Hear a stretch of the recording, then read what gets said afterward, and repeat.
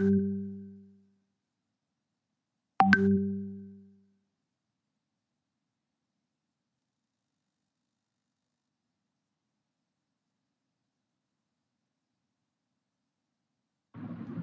a warm good evening to all the participants who have joined this session. For those of you who are attending this session for the first time, this is a faculty endowment lecture, an initiative of Department of English, Sri Krishna Aditya College of Arts and Science, to exchange ideas and to brush ourselves with the literary concepts and theories which we have been going through since our higher education. And this series has been successful with initiated by Santa Kumari ma'am, who dealt on social history of England. Following her, we are into the realm of literary criticism. Already, today's resource person, Mr. John Paul Bubadi sir, has already taken a session last week on Plato and Aristotle and their ideologies and their criticisms. And as a continuation, today the same resource person, Mr. A. John Paul Bubadi, who is assistant professor in Department of English of Sri Krishna Aditya College of Arts and Science, will handle the session and act as today's resource person. We wish everyone to get benefited from it and to prevent certain discrepancies and network issues. We request the participants not to exit and again request to join the meeting during the session so that it will be helpful for the other participants as well. And now it's over to Mr. John Paul Bobadi, sir.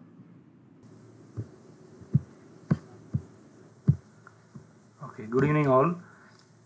Thank you very much, Mr. Nitish, for introducing and coordinating such a wonderful session today. I'll present my screen.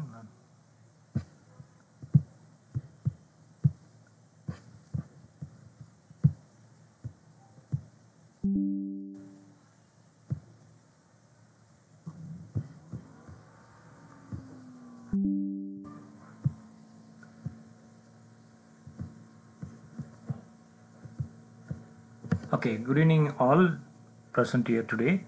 I welcome you back to my second lecture on the enduring legacy of classical literary criticism. In my first lecture, we discussed two of the most influential great Greek philosophers, Plato and Aristotle.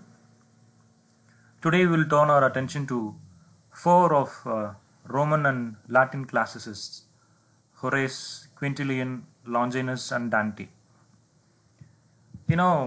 These four scholars are uh, uh, different in their ideologies.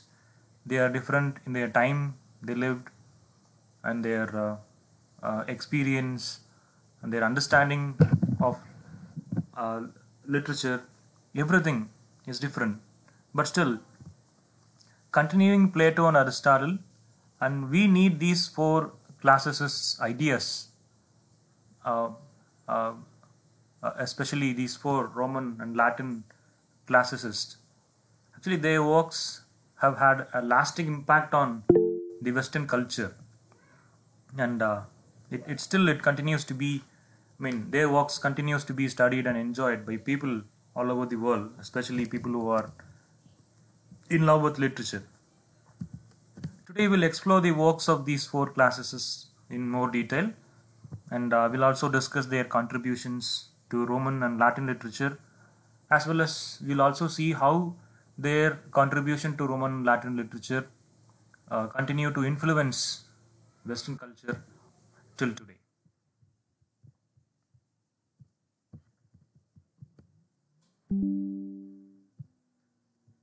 I'll start with Horace. Horace, who lived in the glorious age in Rome, and in the age in which Horace lived was glorious because, in all respects, particularly in literature, the emperor of Rome himself patronized uh, the literarians, critics, right, and philosophers. And the age in which Horace lived was an age that belonged to the greatest of Roman writers like Virgil, and Tibullus, Ovid, Livy, right? And these were all very great, eminent writers of his time. And after many political uh, liquidations and the historical incidents happened at that time, all the power once centered in the emperor, and the political activity uh, which were which was really in connect with the public life and came to an end, and uh, that was a death blow to the art of oratory, because earlier to this age, for around 100 years, for 1 century, oratory was the chief uh, uh, uh, career or the chief activity, especially in concern with literature, which had given much power and political fame, right, to the people who were involved in oratory. So this time, when Horace started contributing to literature, this was the time of prose, right? Actually, prose was the medium of oratory. Now, when oratory suffered its downfall, prose had taken that place. It replaced that place. So, in most of Horace's works, especially the one famous work, Ars Poetica, that we are going to discuss now, is a very important prose treatise. And there were new conditions flourished for the poets at this time. And the battle between the ancients and moderns actually started at this stage. Uh, to make additional point to my statements, we can take Matthew Arnold, one of the very most prominent Victorian critics of English, who once told that of all the Roman poets, Horace was the best critic, and of all the Roman critics, Horace was the best poet. I hope this one statement will explain how great the philosopher Horace was. And though there was a great poet Virgil at that time, he concentrated only on poetry, whereas Horace concentrated both on poetry as well as the critical treatises. So, in a way, he was equal to Aristotle, right? In his age, he was equal to Aristotle. Horace was, he can be considered to be equal to Aristotle. And his works include 2 books of satires and 4 books of odes and three books of epistles, that is letters. And the last of the 3 epistles, right, the last epistle, which was titled as Ars Poetica, right? Actually, that title was given by Quintilian later in his Instituto Oratorio. We'll discuss that later in Quintilian slides. And the work Ars Poetica is a kind of a philosophical guide to all the Roman scholars, right, who followed Horace's ideas, and in which they have understood the original classicism. And there was no method or plan for this Ars Poetica. Ars Poetica in English, it means art of poetry. I think I have, okay. Okay. It is art of poetry, right? So actually there was no method or no such plans was followed for this Ars Poetica. But scholars have discerned that there can be 3 usual divisions of this great work. One is poiesis, in other words it is subject matter, or poema, in other words it is form, and poeta, which means the poet. So subject matter, form, and the poet. These 3 are the 3 divisions in which how Horace followed his work, or Horace prepared his work. And where he also discussed some of the main topics of that time, which are prominent, like poetry, poetic style, and drama, etc. And when we talk about as classicist ideas, um, the time in which Horace lived, right, there were actually two schools of writing. One was called the Old Latin, and other was the Modern Alexandrian. Right, in Old Latin we can find scholars like Ennius and Naevius, and in Modern Alexandrians we can have writers like Catullus or Horace himself, right? So this division, Old Latin School and Modern Alexandrian, were not in controversy, but they were fighting for their prosperity. And one group were fighting for they were defending for the old Latin ideologies, and writers like Horace and Catullus, they were defending for the modern Alexandrian era. Right, this is how literary ideas were. So there is a close correspondence between the practices which Horace taught, and which he was inspired to. The greatest of all time, Alexander Pope, right, once defined, right, Horace as like his precepts teach, but what his works inspire, right? So in a way, in his criticism, therefore, like it followed the ancient classical line, and most of the time when he discusses matter in his Ars Poetica, he followed Aristotle. He directly followed the transcripts from Aristotle's Poetics. Right, in Pope's essay on criticism, he defined that. All right, you can also make a note of it. Pope defined Horace as his precepts teach, but what his works inspire, in his essay on criticism. Then, when we talk about the contributions of Horace in Ars Poetica, in one first prominent division was poetry, where when he talks about the nature of poetry, he says that he talks about the nature, function, and subject matter, and kinds, what kind of language should be used in poetry, everything. And he calls poetry as a process of imitation, right? He followed that from Plato and Aristotle's ideas, right? He directly followed that idea. He calls it as a process of imitation, and he's trying to imply the same more than once in his work. And he calls poet as imitator, right? He gives an example like to take his model from life and customs is what a poet works, right? And but mere imitation cannot form a life, because imitation is not truth.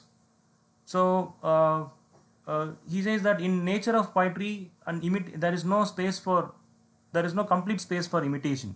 So for a poet, right, who uses fictional elements, right, and who uses imagination, what Horace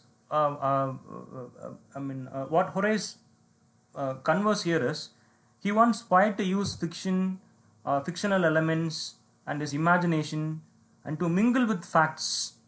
So the entire idea of Horace, when he talks about the nature of poetry, is a poet should use fiction and mingles facts with fancy, right? So only when it is put into something of his own, right?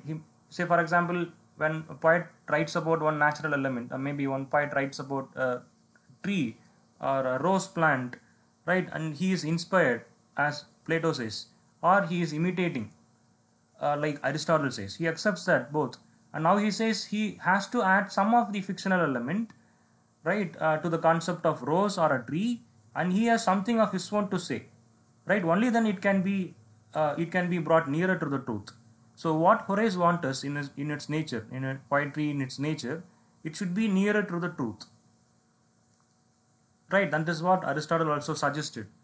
And then when he talks about the function of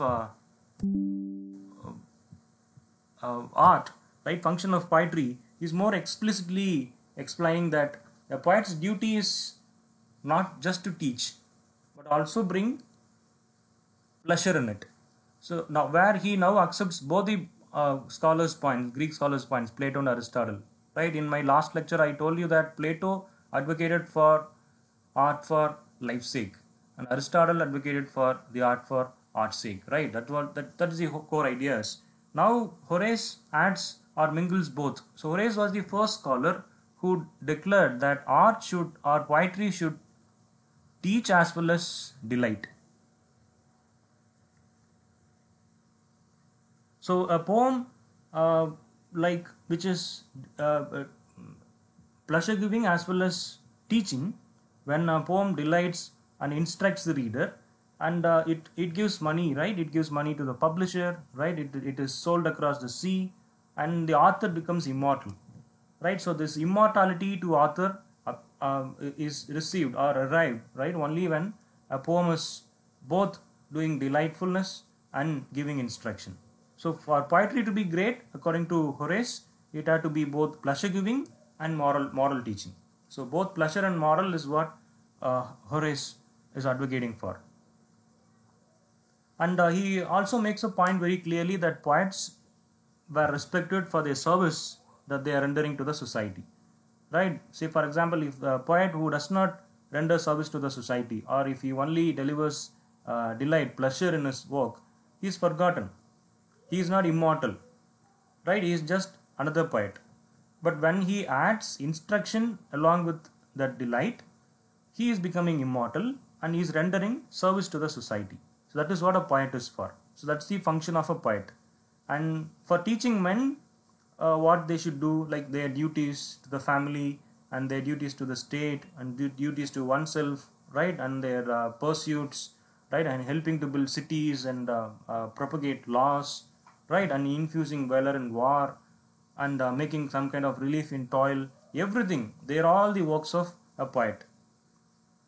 And he makes it historically true. And when he talks about the subject matter, he says that the subject matter should be very simple, and it should also be uniform. Right? These two forms he is making. Poetry's subject matter should be very simple, and it should be uniform. And for that he makes a good set of examples. But because he says that by simple theme, what he means is familiar material. See, here you can connect this idea with the romantics in English. When Wordsworth and Coleridge, when they started Romanticism, their core idea was this: having a simple subject. You know, all the neoclassical scholars, right, including the greatest poets after Renaissance in English, they were all neoclassicists. They just followed how Greek and Latin or Roman poetries were. They had models from these three classical languages, and they did not do anything new. They did not try anything new. But when Wordsworth suggested the poets the romantic ideas that poetry's subject matter should be simple, it should be taken from common man's life, the core idea is Horace. So what now Horace says about subject matter is it should be very simple. By simple he means familiar material or a content from life and customs. A poet should choose his content, subject matter from his life or some of the lives which he is very familiar with, or some of the factors in the customs in which he is most familiar. So that makes a power of order, right? He says that that is the real skill of craftsmanship. And he says that there are a few set of kinds for the poetry. This is also a following of Greek tradition. So he believes that poetry has some settled kinds. Right? This is actually a belief of Aristotle. And he says in the kinds, they are naturally affinitely, I mean, they are naturally convinced, right? When this kind of ideas that he is making, they are naturally convinced. So he says that there are some rightful languages should be followed, right? And what kind of words should be chosen, right? And what kind of meters and forms should be chosen, all that. So he says that sound judgment is the basis and source of good writing. Sound judgment in the sense a poet should be very clear of which he is talking about, or he should be very clear about the subject matter he is dealing. So that is the sound judgment, and what kind of form a poet should be a poet is using. That is also a major criteria for a poet before he starts writing. So here, when he talks about the judgment or the kinds, he says that the rightful meter for epic is dactylic hexameter. Right? I hope many of you are aware what is dactylic hexameter. It is a dactyl or a dactylic foot is like one strong syllable followed by two weak ones. That is what we call it as dactylic foot. Maybe I'll repeat again. One strong syllable followed by two weak ones. And such kind of 6 units or feet, they make they make hexameter. That is what dactylic hexameter. And he says that is the right form for epic. There is a reason for it. And he makes it clear that Homer employed this dactylic hexameter. Right? And Homer is very successful Greek poet who is famous for his epics, and he used dactylic hexameter and made the proper emotional transfer. So he considers this dactylic hexameter as a right form for epic. And for elegies and songs of thanksgiving, he says elegiac measure is right form. Right? Elegiac measure, which is like a couplet of which the first line is dactylic hexameter and second line is dactylic pentameter. That is what elegiac measure. That is the right form for elegy and songs of thanksgiving and all.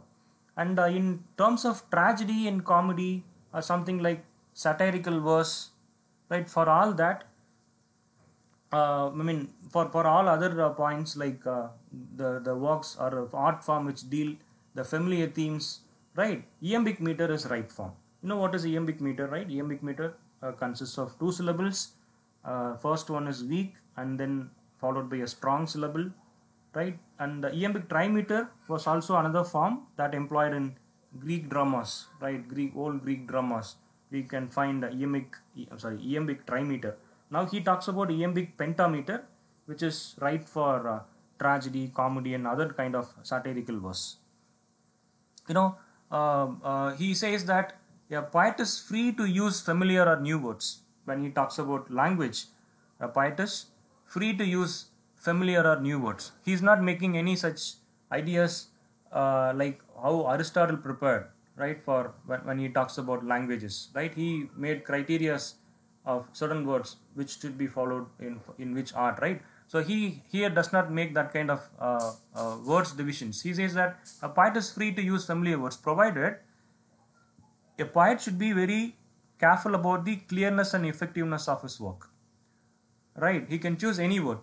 Like he can choose an archaic word, he can choose a newly coined word, poet can choose his own word, anything he can choose. Right? Unfamiliar words, any words. But provided it should have clarity and effectiveness. When poetry does not have clarity and effectiveness, that means poet has no sound judgment and poet has no basis of good writing, and poet has not followed the right diction, right? So to Horace, there is one point he is very stubborn about, that is genius. He calls it as genius is natural endowment, right? When we talk about nature and art, this is what he talks. Horace examines questions like the place of genius and art. So here genius mean it is a natural endowment. Genius is natural endowment. One can attain genius not by any practices. It is natural gift, right? So there can be a question whether genius can be attained. And what Horace makes a reply like, he says, genius is a natural endowment and no one can be a great artist unless he is naturally gifted. Anyone can write poetry, but he cannot be a naturally gifted poet. He cannot be a genius. He cannot be called as genius. And the poet who are labeled as genius now are all naturally gifted. And he considered poetry a mere matter of rules, with genius omitted altogether, and there is no such great works. So genius and art are indivisible. They are inseparable. Right? He calls it like poetry or painting or any kind of art. No one can be a great artist unless he is naturally gifted. So and unless a poet undertakes the necessary toil to learn the principles of his craft, he cannot attain that genius. You know, from Horace, all other classical critics, they are all talking about one point: poetry or any form of art. The one who makes art, he is naturally gifted, but that natural gift can be attained, right? And they make one practice. I mean, they suggest one practice, that is uh, practicing with the greatest writings of all time. When one is approaching, right, one is approached very frequently the greatest writings of his early times, he can attain the genius at one point, right? In such a way, he makes this observation on poetry. He is appreciating drama. When he talks about drama, he talks about plot, characterization, and style. In plot, he says plot should be borrowed from familiar material, right? As he suggested for poetry, he says plot should be borrowed from familiar material, and there should be a consistent movement from beginning to the end. So this is exactly like how Aristotle suggested. There should be a proper beginning, proper middle, and proper end. So that is what this consistent, the consistent move from beginning to the end. And when it makes that indivisible whole in structure, it becomes a great art, right? A tragedy or a comedy, what any type of drama is becoming a great work. So it would not do to have a lengthy chain of events like succeeding one another in mere order of time, and it should have a consistent move, right, from beginning to the end. So he believes that only the relevant events of the story should be joined, right, to an unbreakable union. Maybe like the shocking incidents, right? For example, a mother murdering her children, right, or a human being changing into an animal, and that should be reported uh, on stage by chorus or like external voice. Maybe you can consider like that should be reported like epic voice, right? And what Horace believes is these kind of shocking event, when they are shown on stage, it creates more impact on emotion, right? Because he believes that what is heard is less shocking or less incredible than what is seen, right? Because for the same reason, the supernatural will be introduced to solve a human problem unless there is no way out for explaining that, right? So he wants a drama should be very genuine, right? These kind of supernatural elements, these kind of shocking elements may touch the emotion of people, and it may make a strong impact on it. So rather than showing them on stage, they can be reported, right? Like how they are doing in epics. And in matter of tragedy, he says that tragedy constructed on Greek model, they should have chorus, right? Chorus should start the scene, and they should be an integral part of the plot, so that they will not disturb that unity of action, right? He also accepts the unity of action, time and place suggested by Aristotle. So in order to keep that undisturbance of unity of action, he wants the chorus to be an integral part of the plot. So when a tragedy maker, when he prepares his tragedy, he should give a role for chorus, right? Not introducing chorus after making all the scenes.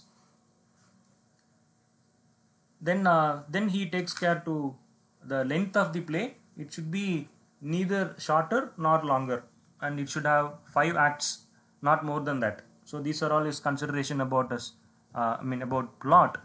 Then when he talks characterization, he says character becomes consistent, right? They are being consistently inconsistent. That means the verisimilitude, right? That is truth of life. Verisimilitude means resemblance of truth, right? He says that a character who is one at a time, one at one time and another at another time, is not a consistent character, right? And he makes changefulness, right? Say for example, in which case like he becomes a a brother in one scene, and maybe in next play he may take a role of king. In next play he may take a role of knight. So a character in one play at one time, and he plays the role of another at another time, right? He's not a consistent character. He's not playing the same character, right? And he also quoted the same exact words quoted by Aristotle, consistently inconsistent, right? Here the verisimilitude in character is demanded. Maybe verisimilitude in character means the resemblance of truth.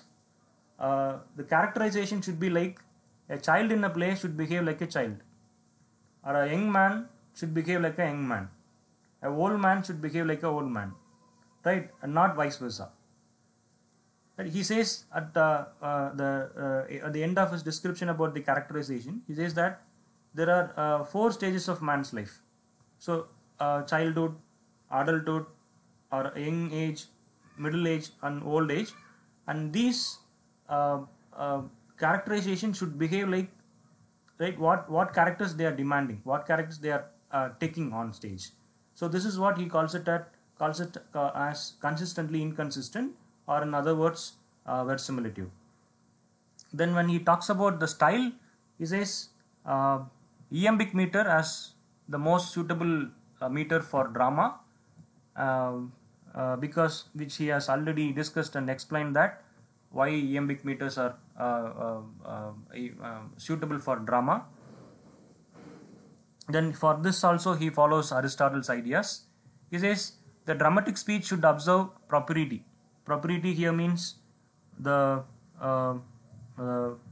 character, sex, age, the station in life, the circumstances and moods, all these should have a proper whole.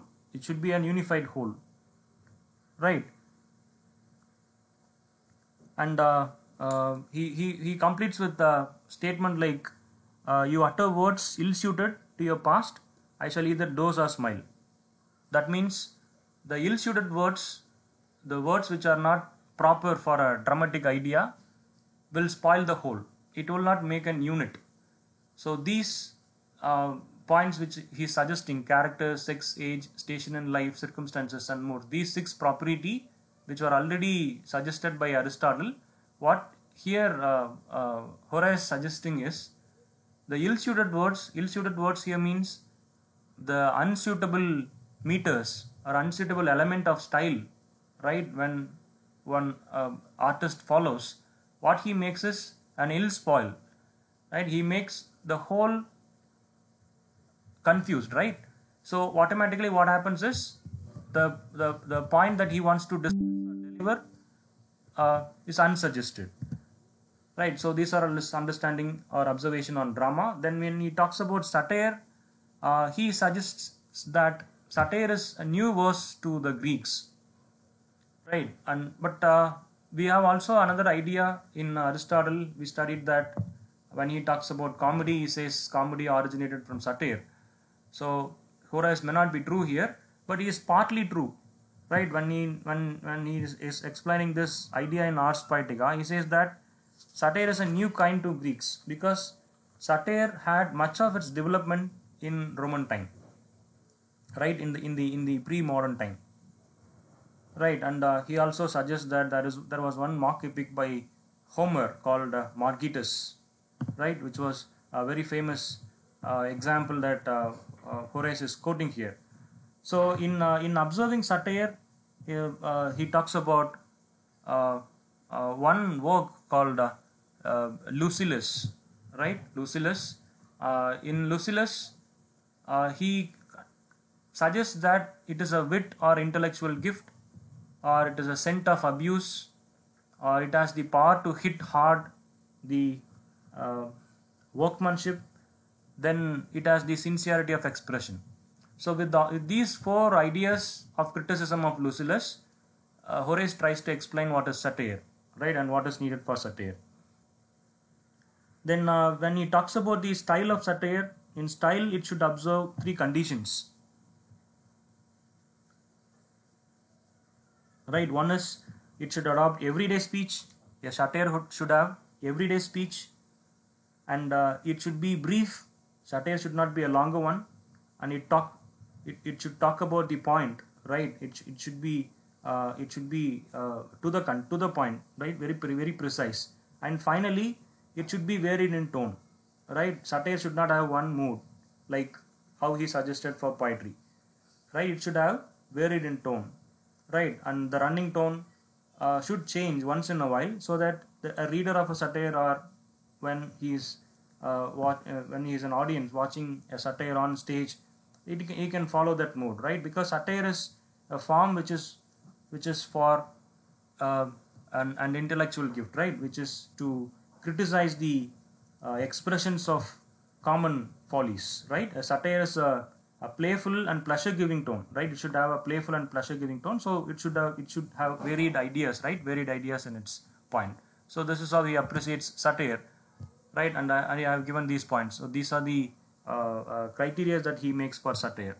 So altogether, Horace brings the best standards in literature of his time, right? And he borrows all the ideas from the Greek masters Plato and Aristotle. And the one great point that he suggests is the nature and end of art, right? So maybe I'll repeat again. For Plato, the end of art is moral giving. For Aristotle, the end of art is pleasure giving. And for Horace, he combines both the ideas of the great masters, and he says the end of art is moral teaching as well as pleasure giving. Right? To him, the subject chosen by the artist should be proportionate to the poet's powers. He should not exceed his limit. A poet should know what his genius is. Right? And that's what he's explaining, like mediocrity is forbidden to poets, right? And that means the commonness is not for the poets. Poets should aim for extraordinariness. Poets should try to bring something greater than his advancement, right? But provided he should also know, right, what should be the proportionate element to his powers, right? That's what Horace mean. Then next scholar is Quintilian, who's of a Roman classist, but by birth he was a Spaniard, and he was educated sometime in Rome. There, after his education, he settled, and he became a state professor, right, of rhetoric, and he served as a state professor of rhetoric for nearly 20 years in Rome. So where he contributed much of his literary ideas, right, to the Roman literature. So we consider Quintilian as a Roman classist, though he is from Spain.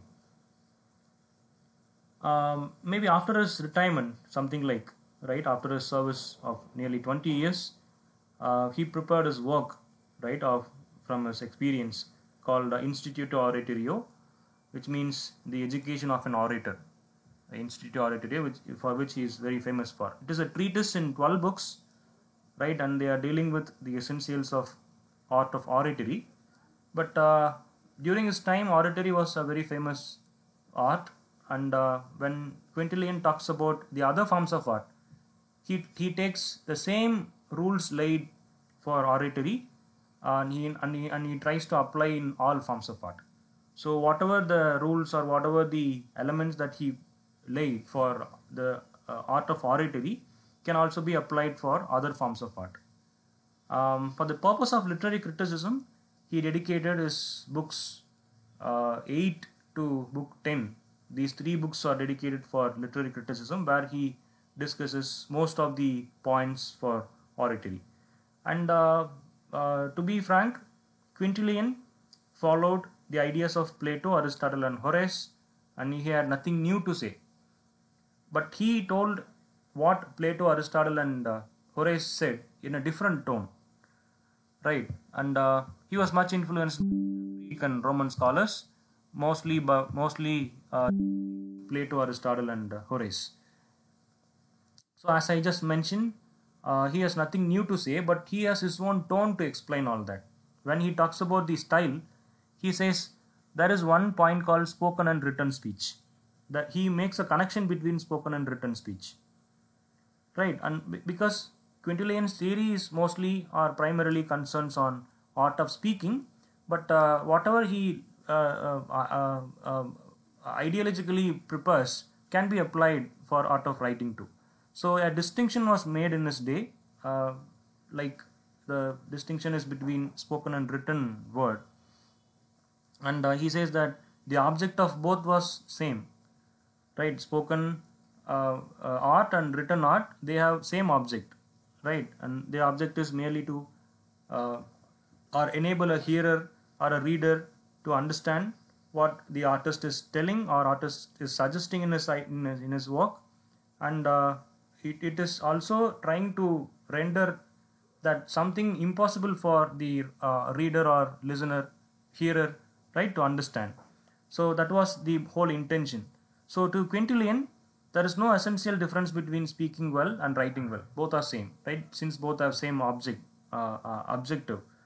And today we have no longer the oratory art, right? And there is no space for oratory art now. But whatever the ideas that he made for oratory art can be applied to art of writing.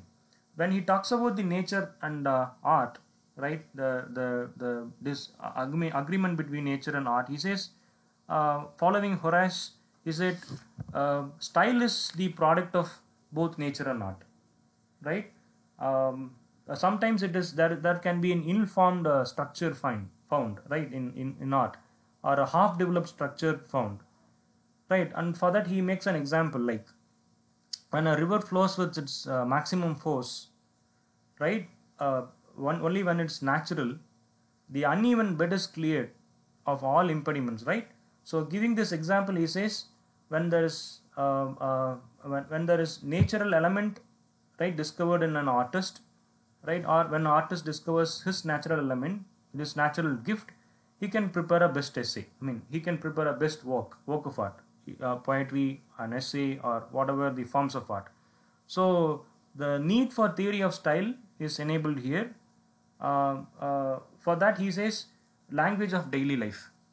Language of daily life means, for an right art, for a successful art, what should be the right language is language of daily life, right? And maybe here also you can make a connect with Wordsworth's ideas, right, later derived in uh, romantic time in English. And they also suggested that archaic language should not be used in poetry. The best language is language of men. Best subject is common man's life, right? Should be taken from common man's life. That's what the romantics ideas are. So they have all taken those ideas. Wordsworth called it. They have all taken those ideas from Horace and Quintilian. So Quintilian here suggests everyday subjects should be the content of a work of art, and language of daily life should be the language of poetry or language of oratory, whatever. And here he says, for that everyday subjects, familiar words should be chosen. Right? A poet should choose familiar words to deal with everyday subjects. And language of prose, he calls it as the language of daily life, because prose deals with everyday aspect. In prose, you cannot find something extraordinary, right? You cannot find a subject that is extraordinary. A prose, a common essay, something that is dealt with a common element, right, which happened recently or which is most common to all. So the language of daily life is the right language of prose. And he also says that the uncommon words, when a poet chooses uncommon words, what is done there is a poet purposefully creating a lack of grammar and good taste. A reader or a listener will lack grammar and good taste when the writer or the speaker choose uncommon words. These are all here he makes it for style. Then he prepares his own theory of style, that is choice of words. In theory of style, he talks about two aspects: choice of words and arrangement of words. In choice of words, he says, unless the speaker or the poet chooses the language, mean words carefully, he cannot succeed in the other, which means the arrangement of words. So the first care a poet should choose, a poet should have, is the right choice of words. right? Right choice of words, which will make the right arrangement of words. So as I given in the first point in the slide, words here means the raw material, and arrangement here means the way how it is handled, right? And arrangement can be done properly only when the right choice of words are done. So right choice of words, the first element, first consideration of a poet. It should be the first consideration of a poet.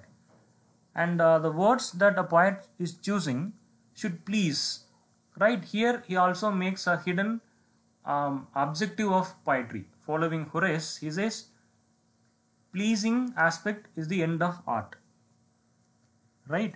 And words associated with the work, the subject, should please as much as the words that are sweet to hear. That's what the statement he is making. And in regarding use of the old words, archaic words, he makes a statement like, so what is old and no more in use often acquires color by the mere passage of time, like things in a museum. So they'll be very great when we look at as an image, but in practical manner, when a common ordinary reader reads, he cannot understand that old and archaic words. So what words a poet should choose is, which is something known by the common people, right? Where the subject is taken. So common words should be chosen. And in arrangement of words, it talks about the clearness. Clearness here means the phrases, clauses, sentences, everything should have a combination, right? The choice of word chosen by the poet should have a combination, and that should please, and it should be presented in the best advantage, right? This is also one idea suggested by Aristotle, and Quintilian follows the same. Then he says only when the clearness projected in arrangement of words, an artistic structure is created. Artistic structure is what we or Quintilian calls it as the ornamental grace. Right, in ornamental grace, he says the presented words should embellish with each kind of artistic ornament. Right. Sometimes for giving this ornamental grace, a poet can purposefully avoid words. Right. He can avoid ugly expressions. Right. He can avoid or he can stop use of the undignified words. Right. The dignified content should have dignified words, or he can present big words for small things, right? Or he can make some incongruous combinations, like grand words with commonplace, right? Poetic with prosaic, right? Maybe like when a lady loves hearts or face is compared with moon. So here an incongruous combinations, right? Grand idea with a common element. So this is what Quintilian suggests as ornamental grace. Then when he talks about artistic structure, for achieving that ornamental grace, ornamental effect, when words are best ordered, right, then the ornamental grace is achieved, right? This is what he calls it an artistic structure. So a poet is good. A poet becomes a great artist only when he is artistic. When he is able to create an artistic structure, and that artistic structure is created only by placing words in best order. Then he talks about, or for that he gives an example like a mason when he builds a wall, right, and he is free to use any stones, any kind of bricks, right, any shape bricks he can choose, right, whichever is suitable for his design. But he cannot make any changes in the middle, right? A mason cannot change. Mason cannot make any change in the middle, right? He should plan before he starts his shape making, right? Similarly, like a mason, a poet is also an artist who prepares everything or who plans everything well. Maybe he makes a pre-plan before he starts working for his work of art, and he rightly chooses words and arranges his words in a very artistic structurally, right? That is what he calls it as the rhythmical ease, right? Finally, rhythm here also means that the sound or the ornament, right? The ornamental element which a poet uses in his writing. Only through this rhythm, the content, the idea chosen by the artist is able to enter into the hearts of readers, right? Hearts of the listeners. So rhythmical ease is one of the most important elements Quintilian suggesting for style, right? So with all these ideas, we'll move to Longinus, right, who is very famous for us on the sublime, right? And we do not know, or we do not have any proper information about his life, right? And it is believed that he lived in the third century AD. Only a part of the work on the sublime is available. Other manuscripts are lost, and they make a combined whole, like the parts are written by Longinus. Sometimes he would have lived the time of 3rd century AD. And sublime here means sublimity, that is nobleness.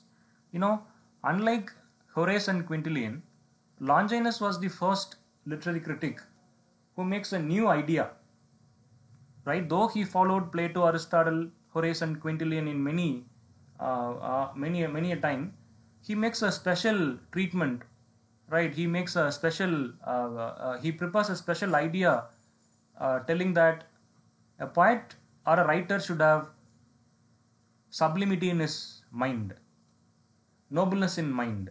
So that is what the entire idea on the sublime workers. So before Longinus, the function of literature was different. It should instruct, or it should delight, or it should do both. That's what, right, we have seen so far. Plato suggested art should instruct, Aristotle suggested art should give delight, and Quintilian and Horace before, they suggested art should do both. But here Longinus comes with a new idea: it should transport. Longinus says that it is the test of great literature. Test of great literature is not instruction or delight or persuasion, but transporting. What is transported here is the nobleness, the noble ideas of the artist through the work of art. The noble ideas of the artist is transported to the reader, the mind of the reader. This is what he makes, or he means as transport. So he says that it is an irresistible magic of speech, right? And he found this formula, right? Formula of wanting. For that, he takes examples from Greek classics, Homer, right? And Sappho, Pindar, right? The Odes, Aeschylus, Sophocles, right? All their works. How they, they were able to differently explain or differently transport their sublimity, right? Through their words, right? Or in expression, right? They are all excelling in their expressions, right? That is what his entire idea is. And for that, he says literature attains its sublimity by its moving power. Moving power is transportation. And for that, what is needed is a willing cooperation of the reader. That is what exactly needed there. Only with the willing cooperation of the reader, this transport is possible. Because when a reader is not willing, when the reader is not cooperating to get that transport, right, in no way an artist can succeed. An artist here becomes successful only with the cooperation of the reader. So an artist, a reader should have the ability to understand that moving power. So when a work of art is sublime, it not only pleases, but it moves, it excites, it transports, and it elevates the glorified ideas, right? Glorified ideas. Here he talks about the sources of sublime. In sources of sublime, he makes it very simple. Nature and art contribute to sublimity. So an art or an artist should have sublimity in his mind. Only when an artist is sublime, only when an artist has sublimity in his mind, he'll be able to deliver sublimity in his work of art. Right? Without sublimity in mind, there is no chance for sublimity in art. Right? So art is perfect when it seems to be nature, when it is cooperated with nature. And for that, he makes 5 principal sources of sublimity. One is grandeur of thought. Grandeur of thought is, it is soul factor, right? He says that the legal thoughts or glorified thoughts belong to the glorious minds. Who can have lofty ideas? Who can have high minds? Means when who can have high ideas in his work of art? Means one who are innately having legal thoughts, right? One who is dwelling with that elucidating power. Only who is having good ideas in mind can deliver good ideas in his work of art. That is what grandeur of thought. Then since we are running out of time, I'll take another 5 to 10 minutes to complete. If I'm rushing, maybe I can explain that later in next session. Okay, then second point of source of sublimity is capacity for strong emotion. Here he talks about the capacity for strong emotion is the second natural source of sublimity, and most of the points about this is unfortunately lost in his on the sublime walk. But the idea that he's suggesting here is the loftiness of utterance, right, has equal right place in true emotions, right. What he says is the true emotions, when they are rightly placed, right, they create a strong emotion.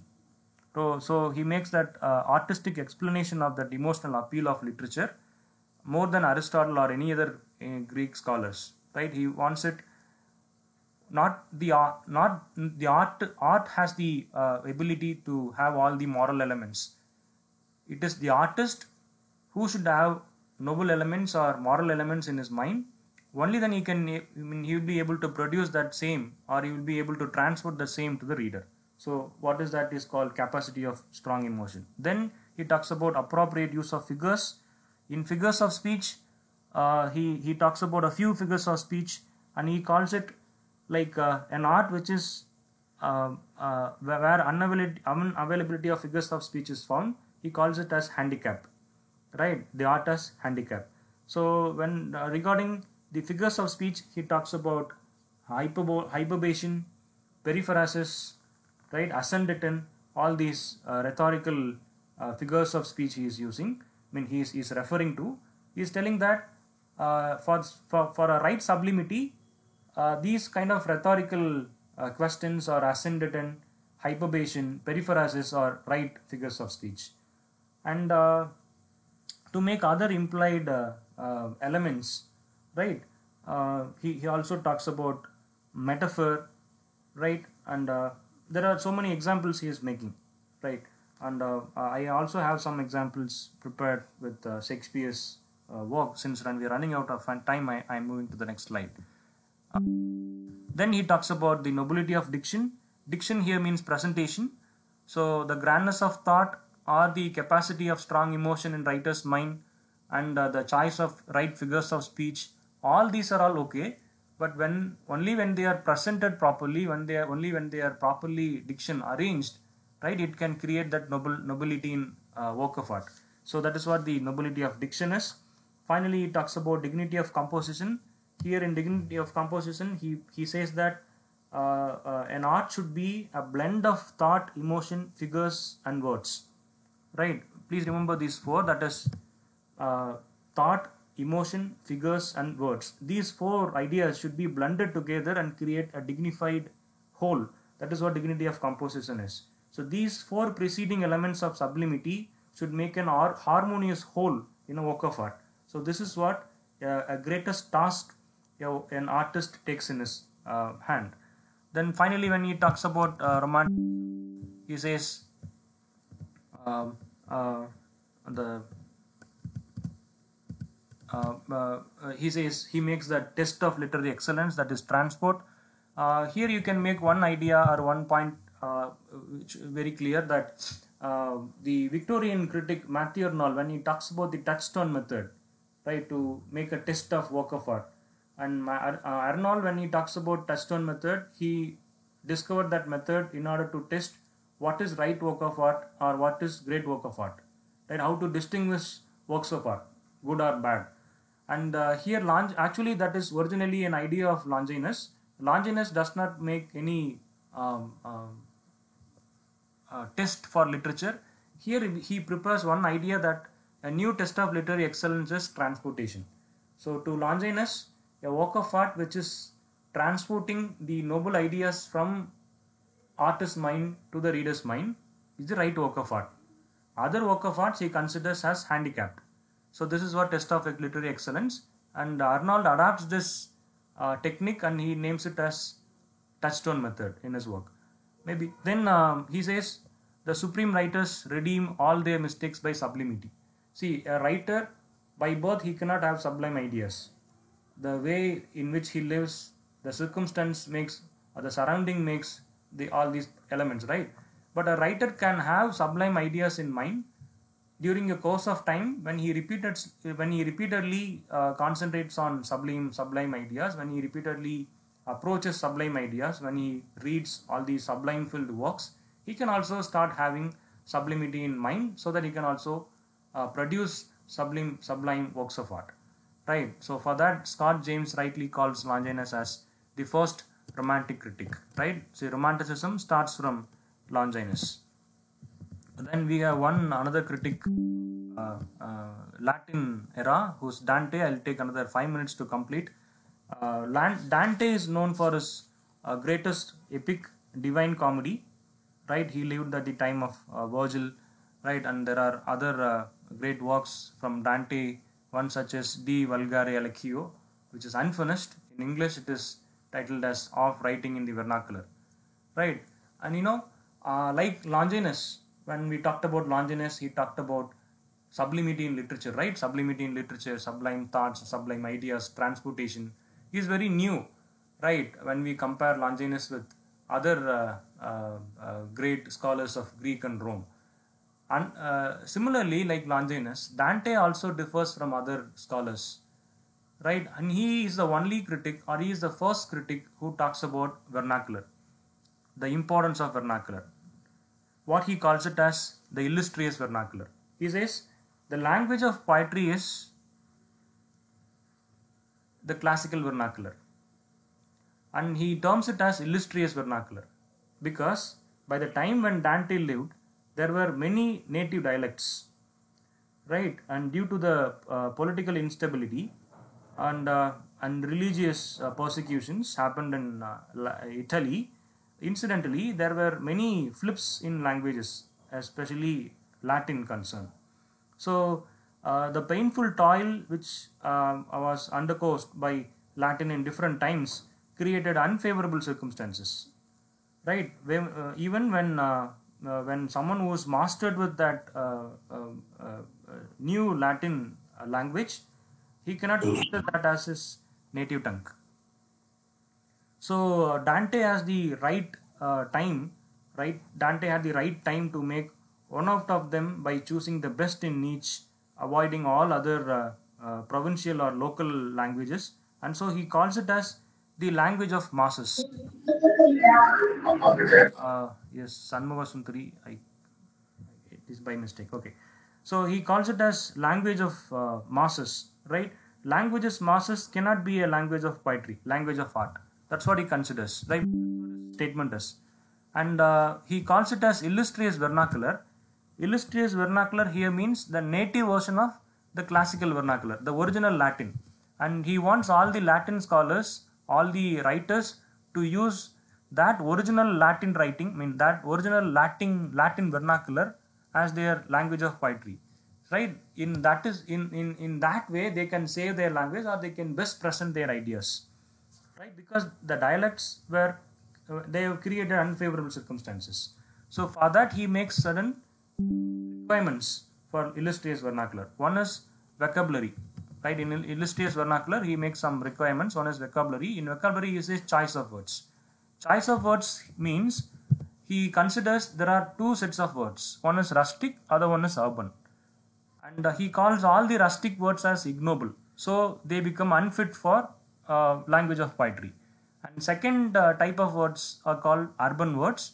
In urban words, he divides urban words into three: childish, feminine, and masculine. And in the beginning he rejects childish and feminine urban words. He considers them ignoble, so again they are considered to be unfit for poetry. So what is right words? What are right words? What are right fit words for poetry is the masculine words. And again he divides that masculine words into two sets. One is shaggy and rumpled, and another one is combed and glossy.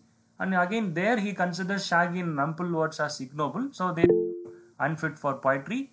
Combed and glossy words as the finest of all other words. So combed and glossy words as the illustrious vernacular words, right? A poet should prefer monosyllabic, which are combed and glossy words, right? So that can present the best work of art.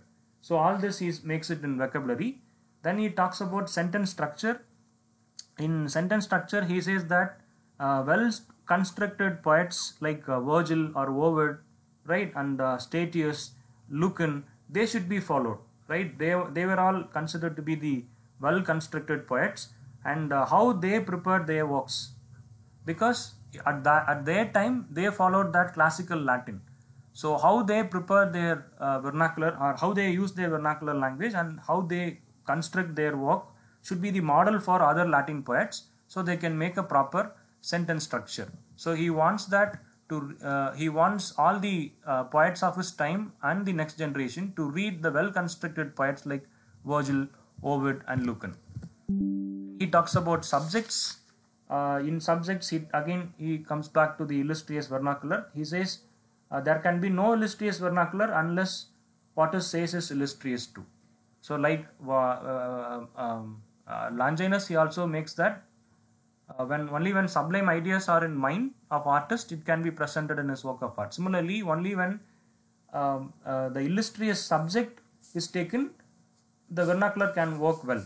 So subjects are of three sorts. He divides subjects into three. One is safety, that is Salus, Venus, and virtues, or safety, love, and excellence. He calls it as love of country, love of women, and love of God. These should be the subjects of poetry, right? Because style cannot exist in vacuum. To fill that vacuum, what is needed is right subject. So what finally Dante tries to explain is the illustrious vernacular, which he considers as the classical Latin, should be the right language of poetry. See, and the right language of poetry is okay. And words, he divided words into many kinds, and finally he has chosen, or he has limited words of two kinds which are best fit for poetry in or among the illustrious vernacular, that is the old classical Latin. But only when subjects are holy, only when subjects are strong, right? Only when subjects are of these three sorts, Salus, Venus, and virtues, that is safety, love, and excellence, the vernacular can be best presented. So the ideas can be best delivered. So in all means, these four great scholars, uh, Horace, Quintilian, Longinus, and Dante, though they are from different time, right, and they try to be the influence for the literary criticism, especially in English, right, and these literary experts, right, they had made a profound influence on the old English, or the beginning of English classical ideas, right. Maybe in the next lecture we'll turn our attention to the English literary critics will start the works of neoclassicists, right, starting with Philip Sidney, right, and Dryden, right, and some of the prominent early English literary critics, right, including Philip Sidney, Ben Jonson, right, Dryden, and all, right. Maybe I'll stop with this with these ideas, right, and I think I have taken some 13 minutes extra, right. We'll stop here. Maybe in next lecture we'll continue with how they are how these ideas influenced English criticism, and what is the connection between these classical literary criticism and the early neoclassical ideas in English. Right. In next lecture we'll see the early modern English school, that is the neoclassicist. Right. So thank you very much for listening. In case if you have any doubts, you can post it in chat box, or you can raise your questions through the open forum.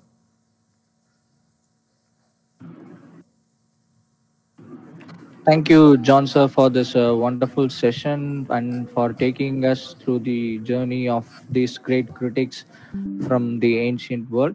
And due to certain circumstances, we were not able to permit the participants to ask their queries during the session. I can see few people have raised their hands. If you have any doubts, you can uh, have these doubts cleared with the resource person.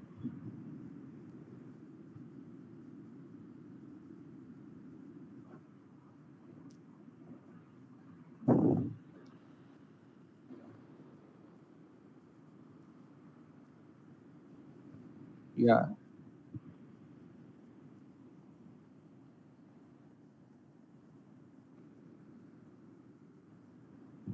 Yeah, sure, John, sir. And the chat box is open for everyone now. And one of my colleague has posted the feedback form for today's session. Kindly please make use of the feedback form, and we expect your valuable feedbacks of this session. And the feedback session also holds the link for the WhatsApp group, in which all the announcements and informations regarding this endowment lectures will be posted.